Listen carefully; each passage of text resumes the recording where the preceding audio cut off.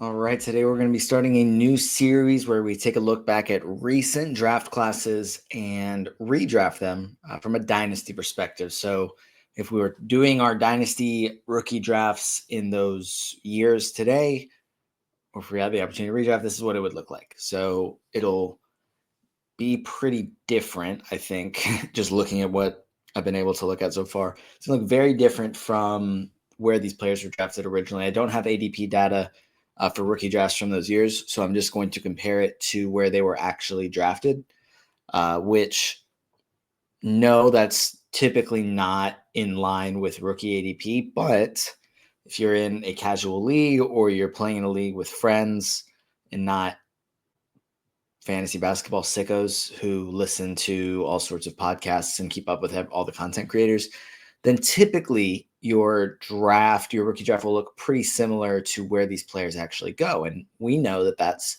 not the best option if we're trying to get the best dynasty team possible. But it is pretty interesting to take a look at some of these players and where they went and how good they are now.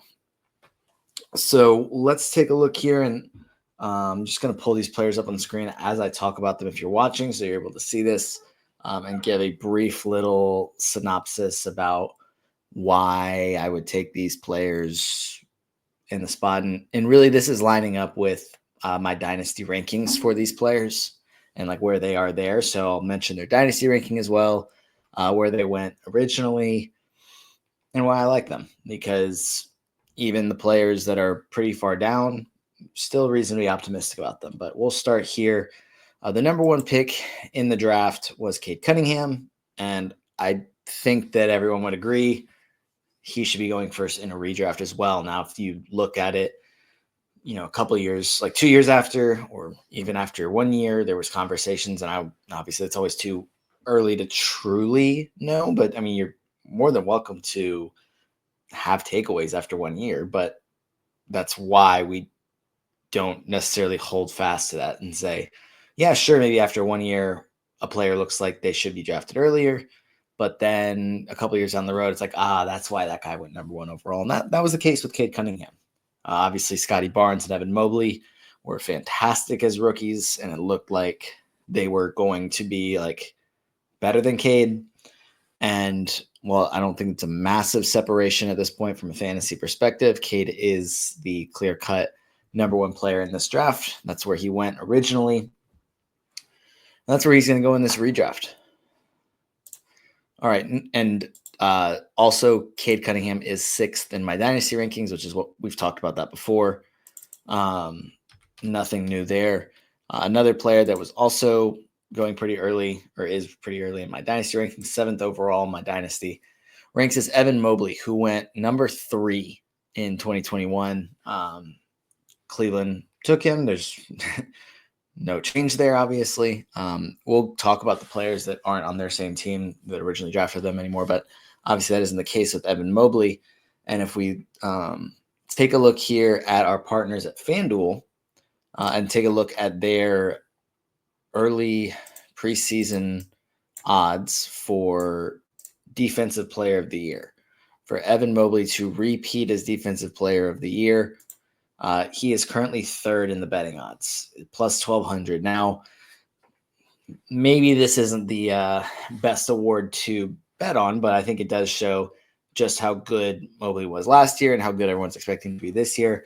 3rd behind Chet, I don't know if I would necessarily agree with that, so I think that is pretty decent value, but I think it's not unfair to say that if Victor Wembanyama played or met the 65 game threshold last year, that he probably would have won the award, which is why it's minus odds for him to win the award again this year, or not win it again this year, but win it this year before he's even played a game. So I think basically if Wemby doesn't play 65 games, then someone else can win it. But other than that, it's probably already going to be a shoe-in for Wemby just because of how good he is defensively. And I don't expect that to change, but there is a chance that he doesn't meet that 65-game threshold, in which case I think Mobley will have a really good chance to win that award again.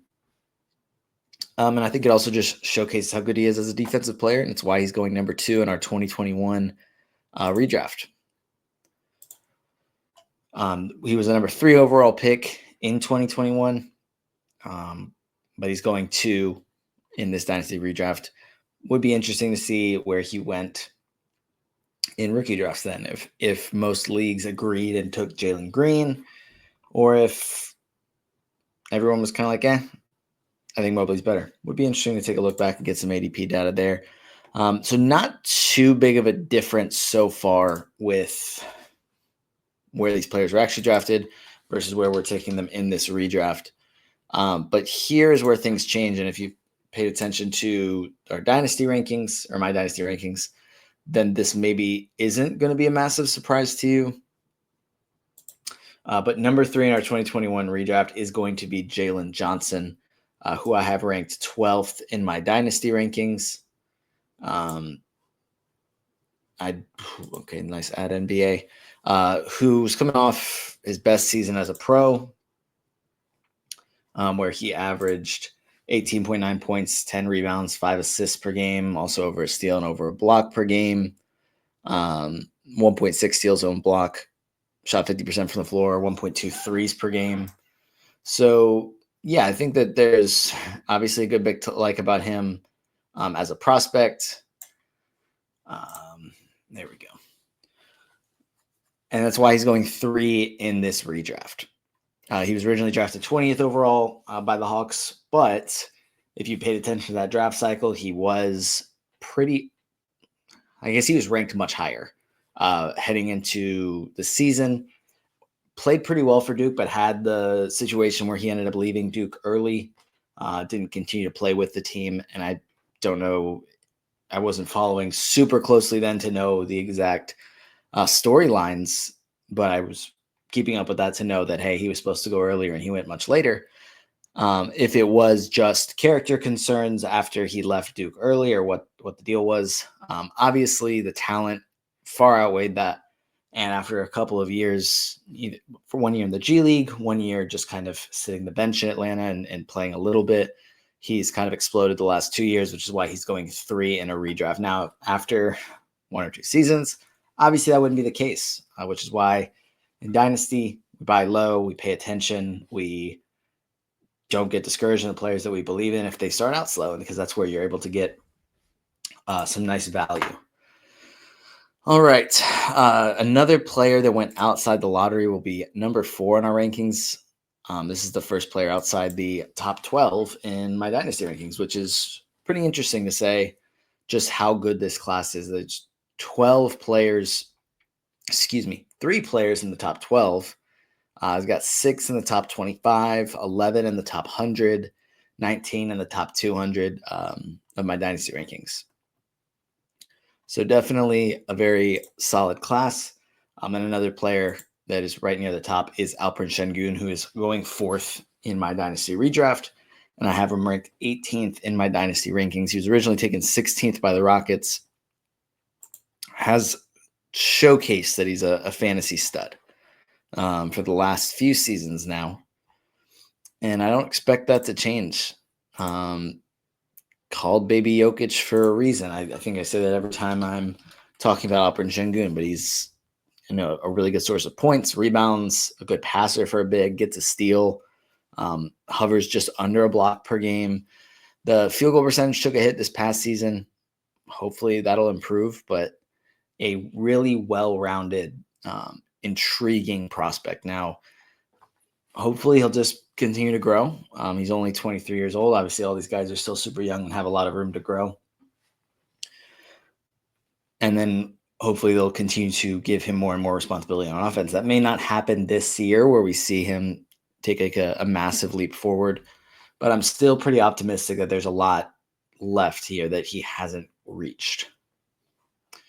After Alperen Şengün, we head back up to the top of the draft. We'll take a look at the number 4 overall pick from that year, which was Scotty Barnes. The rookie of the year from this class has kind of not been – it's been up and down for him, I think is a fair way to put it. This past season averaged 19.3 points, 5.8 assists, 7.7 rebounds, 1.4 steals, 1 block, 1.2 threes. Really well-rounded. Not that far off, like pretty similar to what Jalen Johnson did as far as those numbers.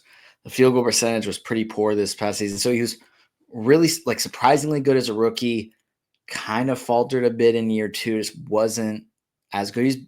He improved his passing, but the points were around the same. The field goal percentage took a hit.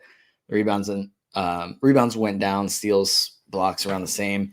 Was really, really good in year three. Finished 21st in 9-cat rankings on Basketball Monster, and then kind of took a step back this past season. Obviously, the team changed a little bit. Now we'll see exactly how it looks this upcoming season. It'll have Brandon Ingram in the mix, not too much spacing around Scotty Barnes. We'll see how that looks with this whole team without too much spacing there. And a number of players that like to have the ball in their hands. Obviously, Scotty Barnes doesn't need, but he's very good with the ball in his hands. But Brandon Ingram likes to have the ball, quickly as a point guard. And then RJ Barrett likes to have the ball in his hands as well. So just it's a very interesting fit here in Toronto. I'm not super optimistic about this team, but man, we'll see. It's a nice collection of talent there. The next player, this will be 6th in our Dynasty redraft, and just don't remember if I said this or not. I have Alperen Şengün 18th in my Dynasty rankings. I have Scotty Barnes 21st. And the next player I have 22nd in my Dynasty rankings, and he originally went 8th overall in this draft, and that's Franz Wagner, who had a fantastic start to this past season with no Paolo Banchero there, and then he got hurt, and then when he came back, Banchero was there, and the numbers weren't quite as good. But obviously, it's the difference between him being the clear-cut number one option versus being kind of a 1B or number two option with Paolo there as well. He averaged 24.2 points, 5.7 rebounds, 4.7 assists, 1.3 steals, and 1.7 threes per game. Took a nice step forward. Had he not gotten hurt, he probably would have been an all-star this year and will definitely be in the mix to make his first all-star game next year. A really nice talent that went 8th overall originally. I think if the situation were a little different and he was the clear number one option on his team and he wasn't having to kind of share the load with Paolo Banchero, I'd probably be a tad higher on Franz Wagner. But obviously having him 22nd, still very high on him and really like his talent. All right, next player, we're going to be going back down to outside of the lottery to talk about Trey Murphy, who I have ranked 28th in my Dynasty rankings, and he went 17th originally in this draft. He averaged 21.2 points, 5.1 rebounds, 3.5 assists per game this past season, along with 1.1 steals and 3 threes. Finished 27th in 9-cat scoring. Hasn't been super healthy the last 2 seasons, but then again, who in New Orleans has? But still, I think he's probably my favorite player in New Orleans. Like, would have him ranked over everyone else on this team, which actually I do. It's not like a probably, that is an I do. When Zion's healthy, he's the guy, but he hasn't been healthy often, obviously. So that's given Trey Murphy more runway to show just how good he is. Will that happen this upcoming season? We'll see. We got one more player in the top 50 of my Dynasty rankings that we'll talk about in this, and he's going 8th in this redraft. And depending on what type of redraft you do, you could include him in this. You might not. I'm going to do it because we can take undrafted players in our rookie drafts. So Austin Reeves is a top 50 player for me in Dynasty. He was originally went undrafted. I think it was one of those situations where it was, okay, he's not going first round. The Lakers really want him. Hey, I'm the agent. I'm calling every team. Don't draft Austin Reeves. We've got a deal worked out. Don't take him. Don't take him. So that's probably what happened here. I think that's actually not even a probably. I think that is what happened. But looking now, it's like, wow, why would teams allow a player this good? Even if the agent says so, just be like, hey, I don't care. I want to get this player on a two-way. He's coming off averaging 20.2 points, 4.5 rebounds, 5.8 assists, 1.1 steals, 2.7 threes. All those are career highs. Clearly a important part of the future for the Lakers. 27 years old, so he's not, I mean, he came into the league after 4 years in college, so he's not a young prospect, or as young as pretty much everyone we've talked about to this point.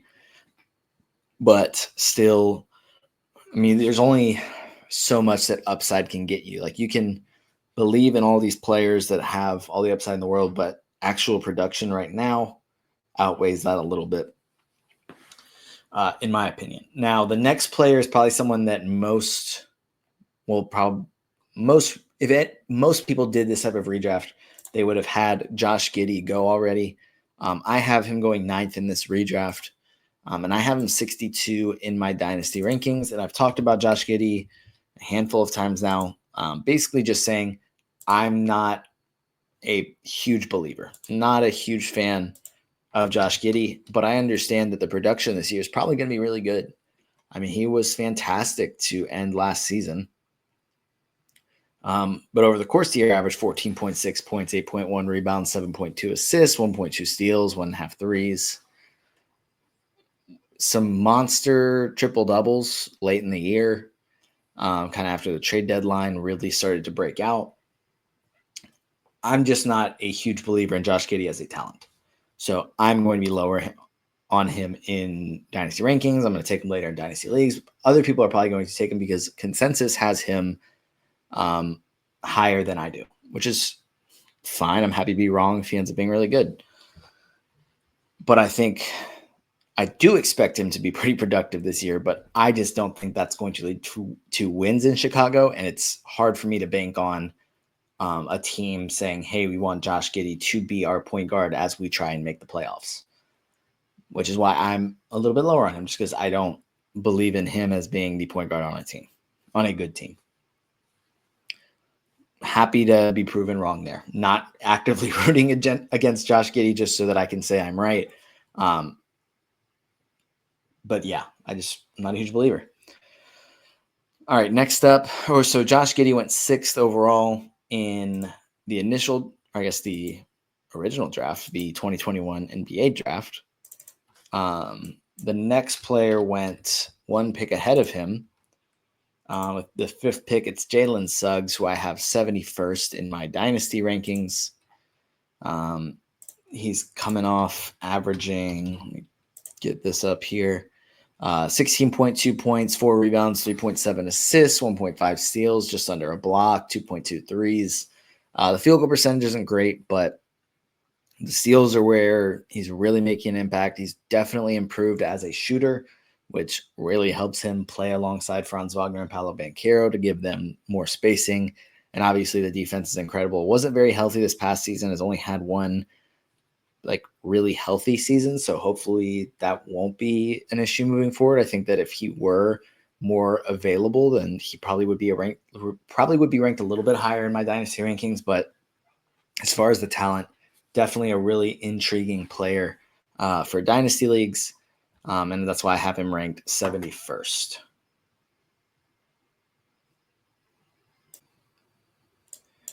All right, the next player we're going to talk about, who is 11th in this redraft and 95th in my Dynasty rankings, is Cam Thomas, who originally was drafted 27th overall to the Nets.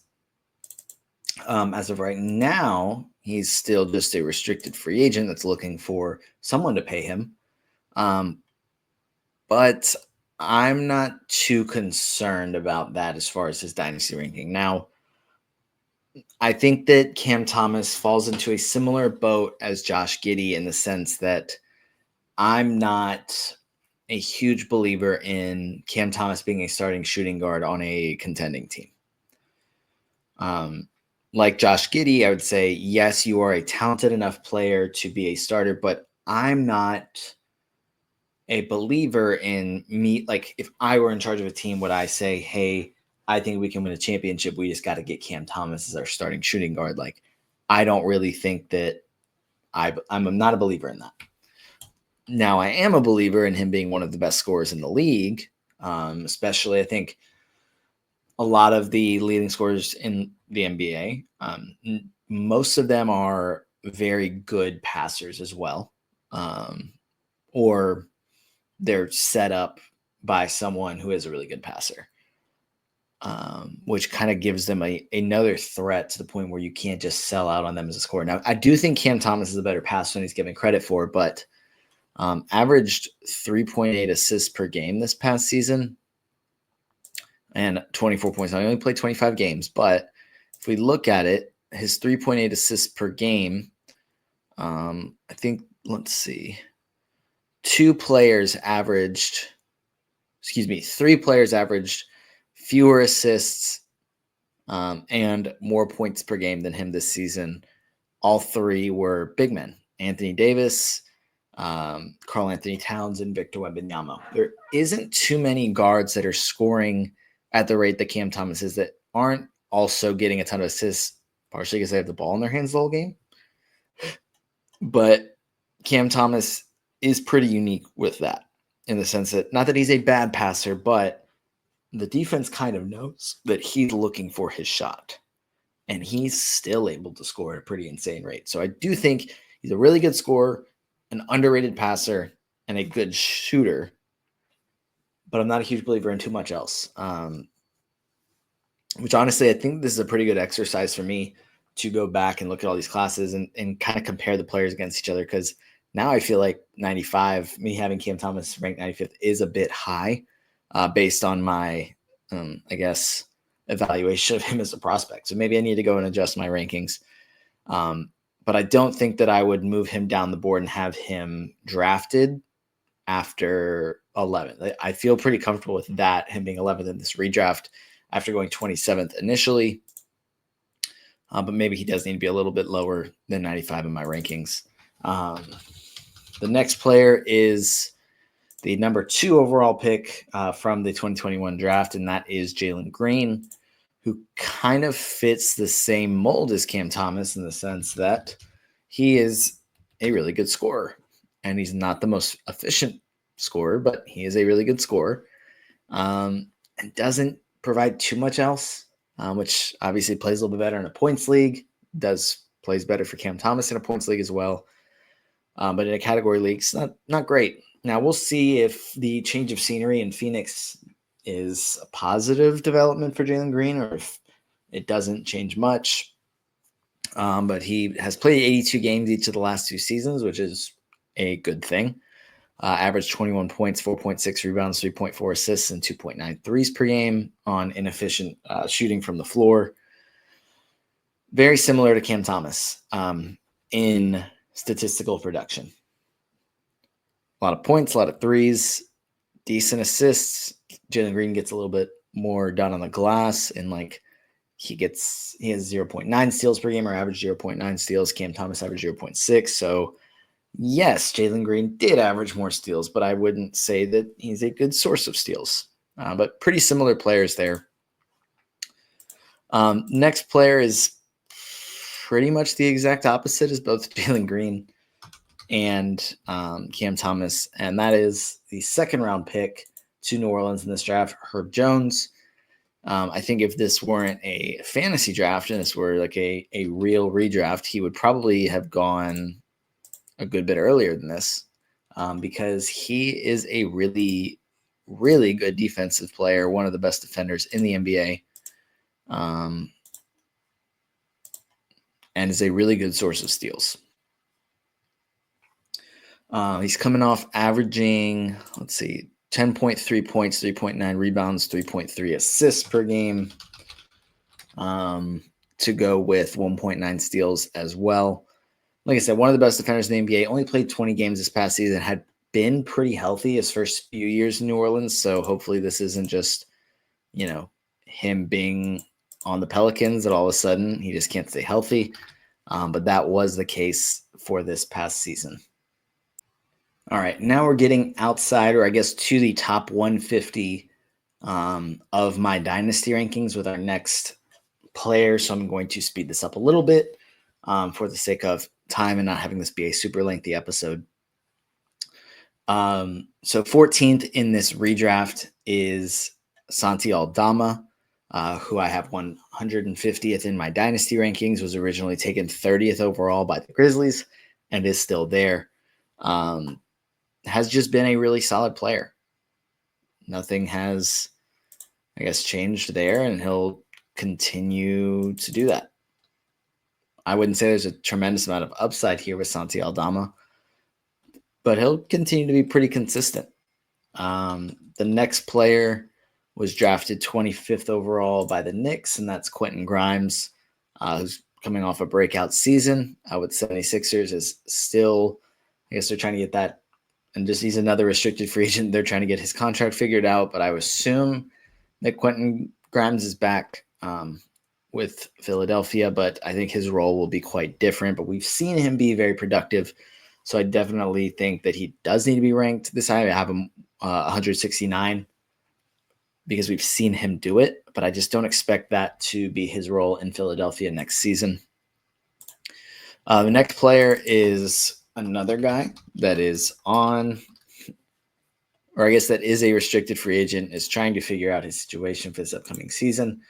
Jonathan Kuminga. Now there's a new rumor every day. No idea if it doesn't seem like he's going to be back with Golden State. I think among Kuminga, Grimes, Cam Thomas, and Josh Giddey, it seems least likely that Kuminga is back with his team. Still a really talented player, but not a huge believer in him at this point. I think that two things can be true. I think that Golden State could have stunted his growth, and I could also think that I'm not a big believer in him eventually figuring it out. And he's only 22 years old. He'll be 23 at the start of the season. So, yeah, there's plenty of time for him to figure it out. But based on what I've seen, I'm not super optimistic about him, which is why he's ranked down there at 173, despite going 7th overall in the initial draft. And actually, I'm realizing now I skipped over Ayo Dosunmu, who have gone 16th in this redraft and is 171st in my Dynasty rankings, and originally went 38th in this draft, and he's been really solid for Chicago. Next, we have Trey Mann going 18th in this redraft. He's 199th in my Dynasty rankings and went 18th originally to OKC and is now with Charlotte.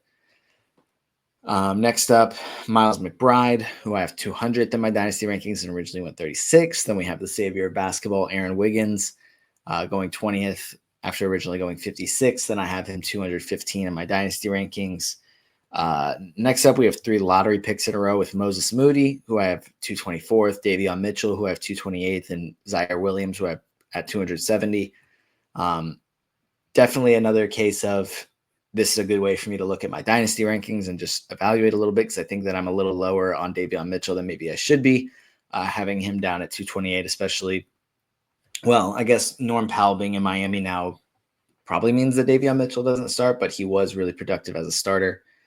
After Zaire Williams, who went 23rd in this redraft, we have Isaiah Jackson at 272, Keon Johnson, who I have at 280. They went 22 and 21 originally in the draft. And then the last player that cracked my top 300 is Jay Huff, who went undrafted, but I have him at 287 and will go 26th in this redraft. Our partners at FanDuel currently have the Pacers at plus odds to make the playoffs next season. Probably it's going to take one of Isaiah Jackson or Jay Huff to figure things out and kind of take over that starting center role for the Pacers to have a chance of making the playoffs. Otherwise, it's a well-coached team that's very solid at a number of positions, but center is the big question mark right now. I think both Jay Huff and Isaiah Jackson have upside or can be solid this year. I think I would say Jay Huff is more the solid description. Isaiah Jackson has upside. Not sure which one's going to start. Isaiah Jackson coming off the Achilles tear. Really like his upside and have been kind of waiting on him to eventually get a role. With Miles Turner being there, it hasn't been the best opportunity for him. Now it's a great opportunity, but he's coming off an injury, so we'll see exactly what this looks like. But one of those two is probably going to have to be pretty solid. One of them will probably be the starter. Will be interesting to see in Indiana this season. But that's going to do it for this 2021 Dynasty redraft. Have a couple guests lined up this week, but when I don't have guests on, we will continue this redraft series with the 2022 and 2023 class. probably won't do the 2024 or 25, obviously, this offseason, but we will take a look at 2024 next summer in some capacity after they've gotten 2 years in the league. But that's going to do it for this episode of the Young Man Squad Fantasy Basketball Podcast, which is part of the Old Man Squad Sports Network, part of the Believe Network, and brought to you by FanDuel. And I will see you guys tomorrow.